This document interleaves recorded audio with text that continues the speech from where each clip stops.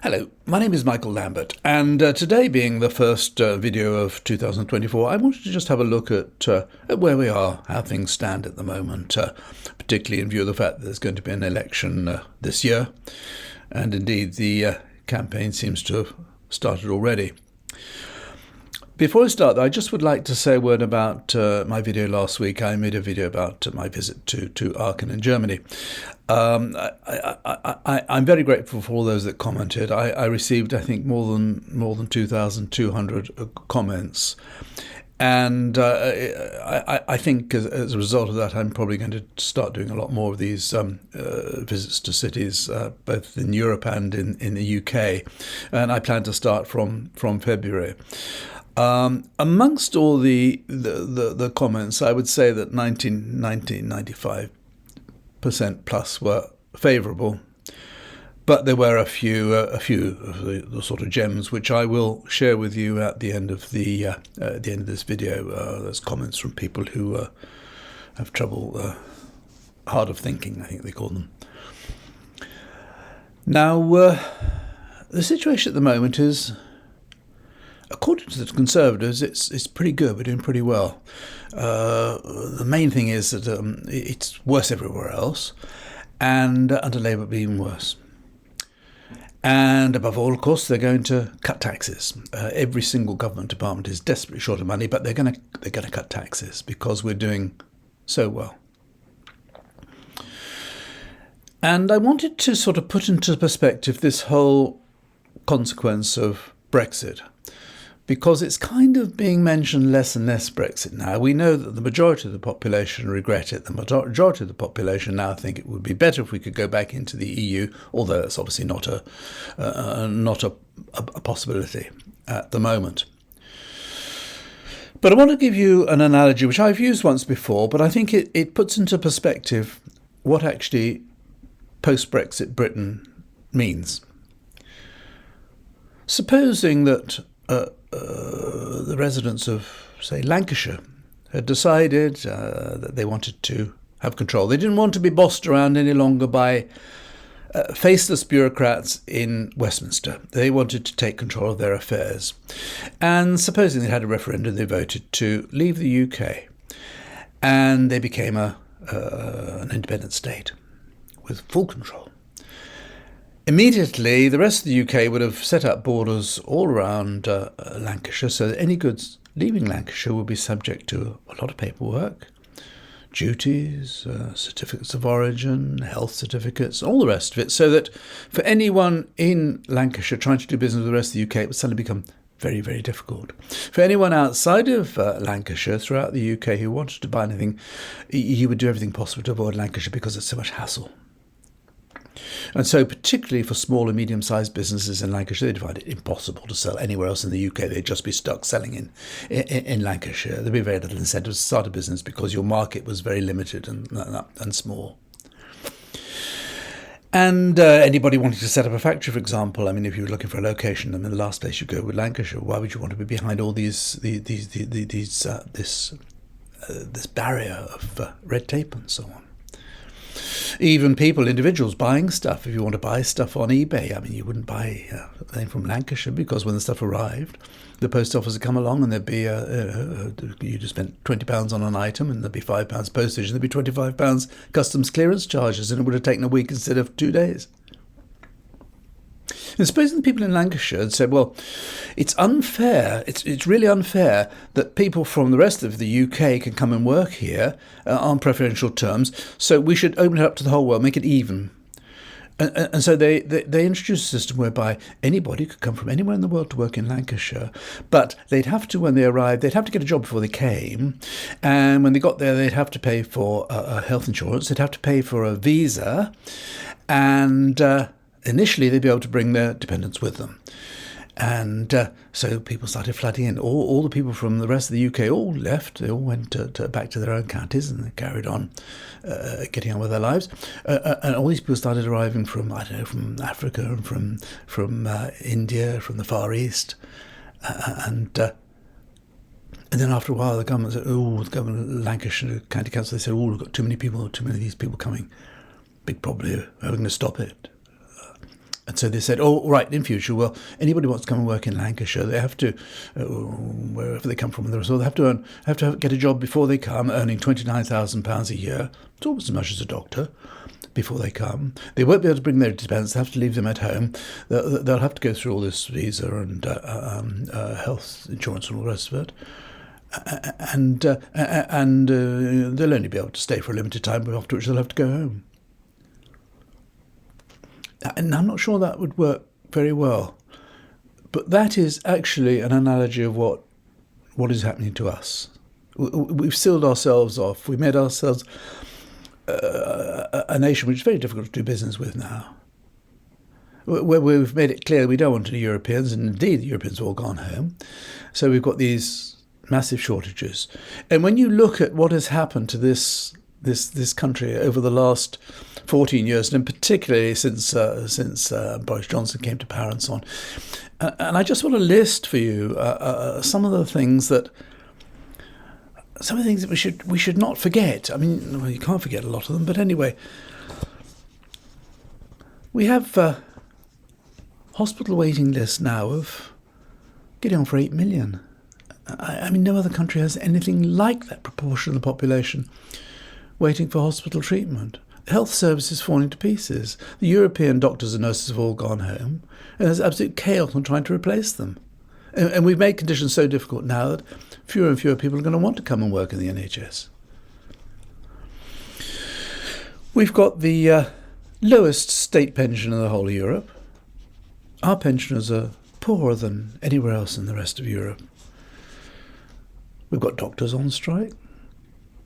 I mean, it's making the crisis of the health service even worse. Do you know something? Doctors get paid apparently £15 an hour. Now, they call them junior doctors, a stupid name because they're not junior. They're all qualified doctors. Some of them are very senior. But they get £15 an hour. I had a problem with a tap a few weeks ago, and I called a local plumber, guy I'd used before, informed that his call-out charge was £120. Came here, fixed the tap. He was here about 10 minutes, half an hour, and went away again with his 120 quid. A doctor would have had to have worked. A doctor who's spent 6 years qualifying would have had to work for 8 hours to earn as much as my plumber earned in an hour. I mean, it's crazy. No wonder doctors are flooding out of the NHS. No wonder they're going to Canada and Australia and New Zealand, making matters worse and worse and worse. But the government is going to back down. Oh, no, they want to show us how tough they are. We're the only nation in Europe, and we're now famous for it all over the world, who allow water companies to tip sewage in the rivers and the seas, so that the rivers and the seas are no longer safe to bathe in, and wildlife in the rivers is being killed.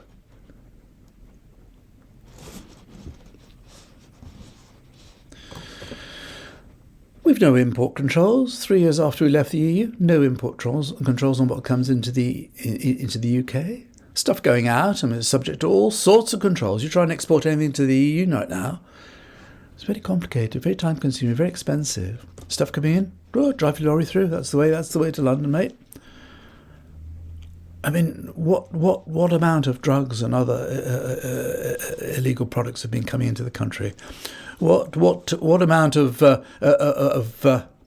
poor quality food has been coming into the country? We all see in the supermarkets the gaps on the shelves, and we all see how everything is almost dead by the time you get to buy it, because we have no controls on stuff coming into the country.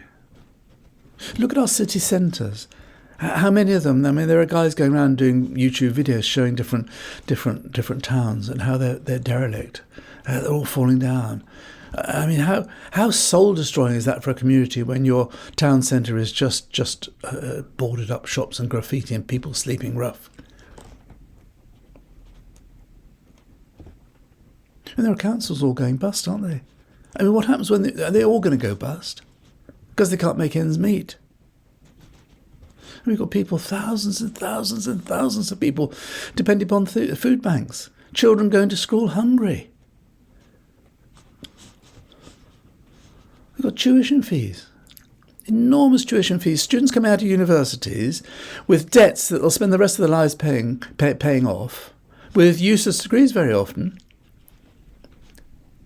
Where's the sense in that? Many, many countries don't have any tuition fees at all. Average wages now are less than they were in 2006, 17 years ago. We've had the biggest fall in living standards since the 1950s. Most expensive railways in Europe. Our roads, half the time they're not working anyway. All privately owned, like the water, the gas, the electricity, all privately owned, all exploiting us.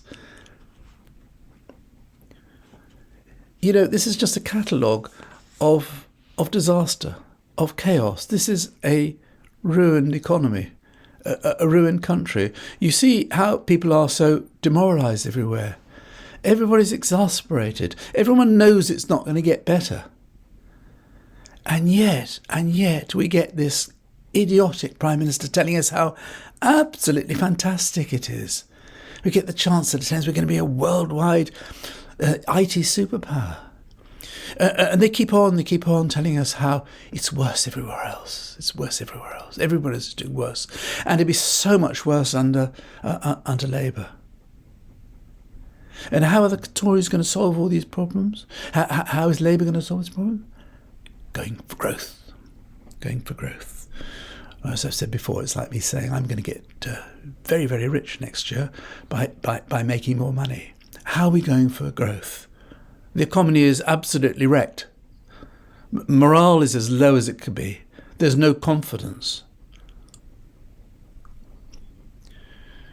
And at the same time, of course, the politicians and all the rich people are having a gay old time.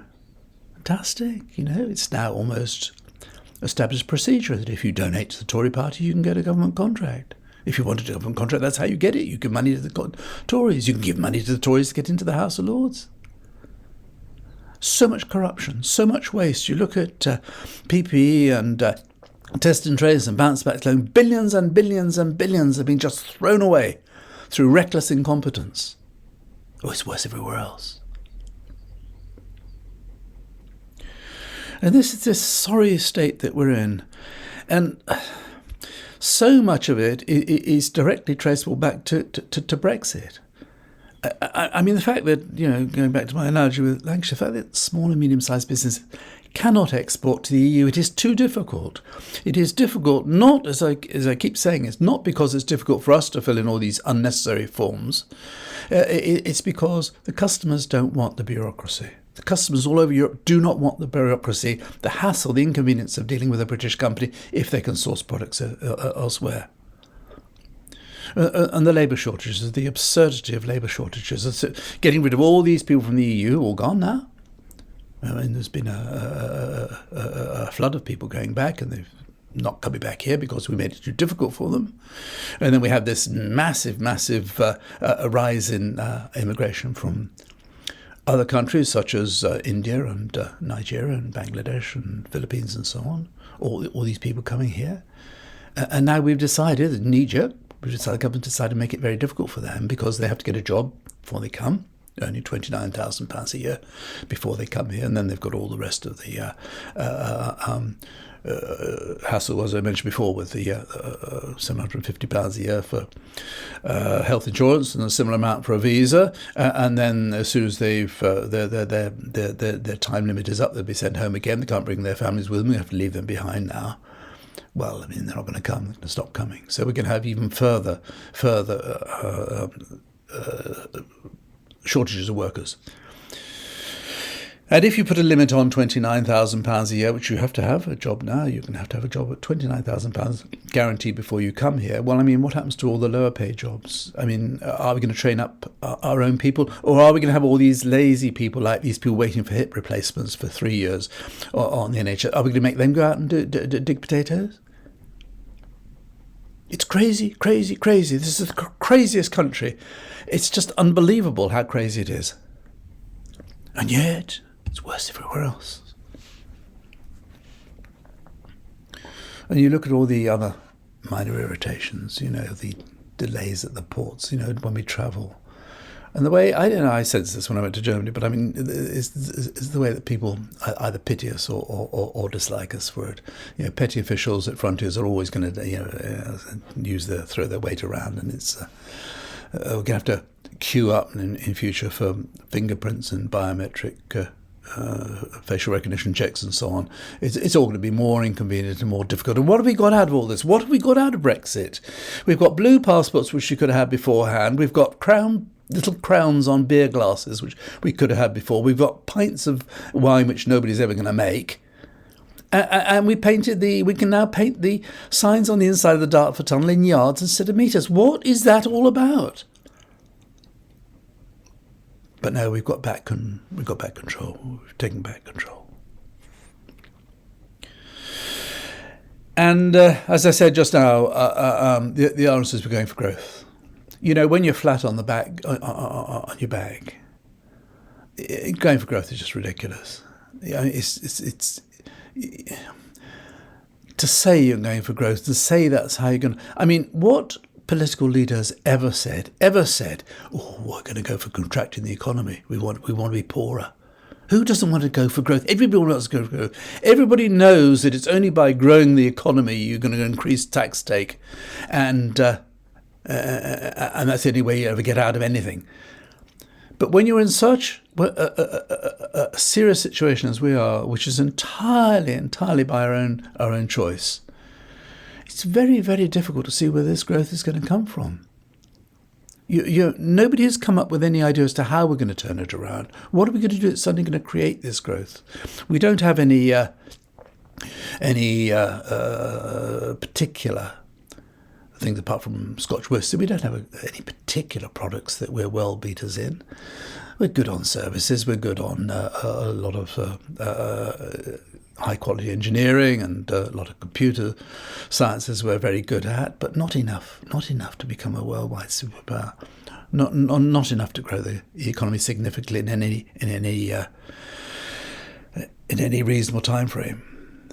It's just very difficult to see how there is anything other than further decline.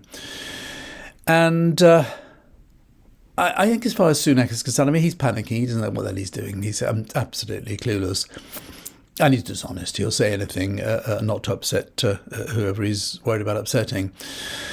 And on the other side, as far as Keir Starmer is concerned, I'm very reluctant to say anything even remotely critical of him because people get so hostile if I do.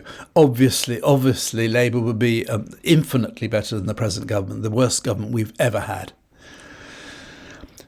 But you have to look at Cameron, May, Johnson, Truss and Sunak. Every one of them has come unstuck on Brexit. Every one of them has failed to make any success of Brexit. And we have, somehow or other, we have Starmer, who's likely to be our next Prime Minister, saying he's going to make a success of it and that there's no going back. And I find that, and I know a lot of other people, I find that quite depressing. In addition to the fact that he doesn't want PR, despite the fact that the Labour Party is in favour of it, and he doesn't want to repeal the Public Order Bill, which is the bill that gives the power, almost infinite power, almost unlimited powers to the police.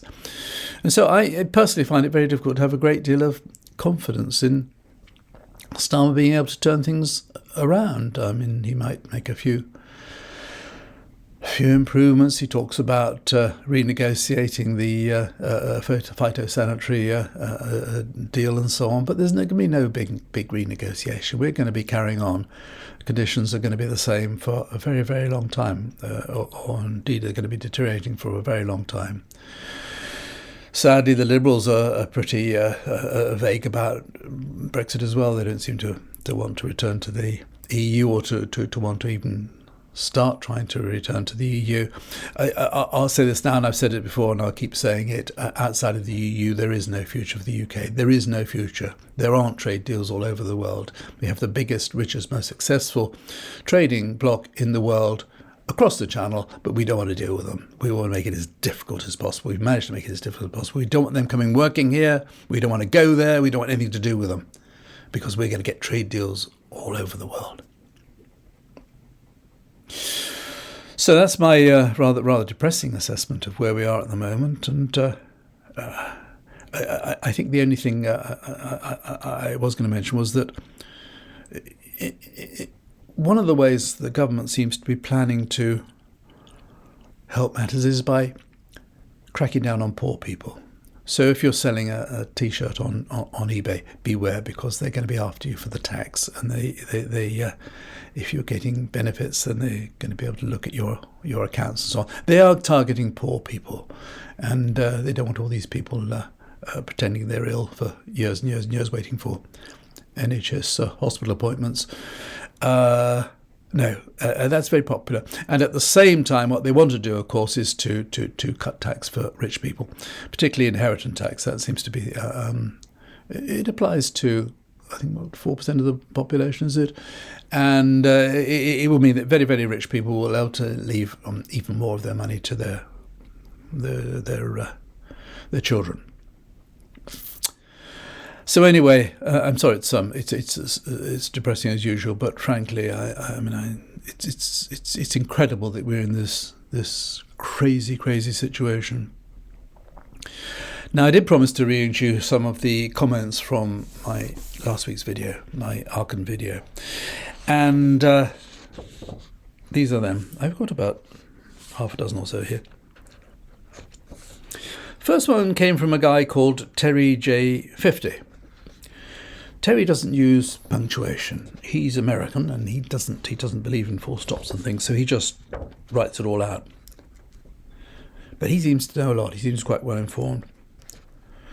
The UK is doing far better than most of the EU. Really, stats prove that I'm American. I think if we put a full stop in there, it means the UK is doing far better than most of the EU.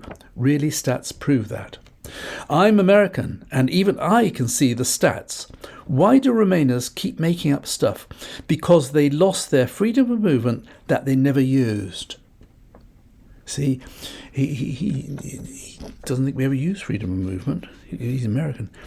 I mean, if you love the EU so much, why don't you move on visas like I moved to the UK?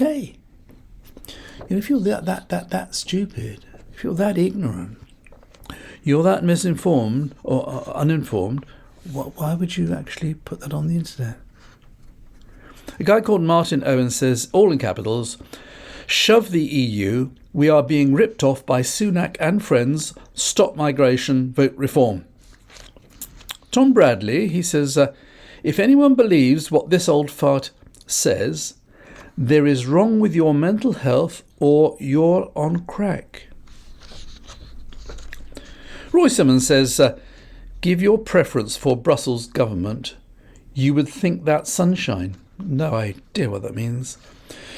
Craig Lakin says, utterly moronic nonsense. And Terry O'Mara says, he's good. He says, I love Europe, but don't want their taxes or laws rule Britannia. He spells Europe with a small e. He spells don't with a capital T. He spells their THERE with a capital T. He then talks about taxis. I don't think he's talking about Ubers. I think he's probably talking about taxes. And he spells Britannia with two spelling mistakes. So I don't think Terry's one of the brightest. Terence Greenough, he says, I don't know what planet you're on, but do you want us to finance the EU just to tell us what to do? Because I don't. And neither do millions of others. He understands it all, doesn't he? Sandy Lane says, talking absolute rubbish, and then capitals. He needs to remember World War II and those who died to keep our freedoms and rights. My advice to him is bloody, spelt BLLUDDY, well, move to the EU. The sooner the better, ! The greedy MPs are the ones out making us poor to force us to rejoin, not Brexit in capital letters. And then he says, all in capitals, you arrogant bastard. He spells it BASTURD. Finally, Keith Waller says, really hope not. Why should the UK taxpayers subsidises another unelected gravy train? You EU types just seem to want more control. These body just make more non-productive type jobs and make Europe even more expensive to work and manufacture. Whatever that means, answers on a postcard. Anyway, if you watch this far, thank you very much indeed. And until next time, thank you very much for watching. I'll see you and bye for now.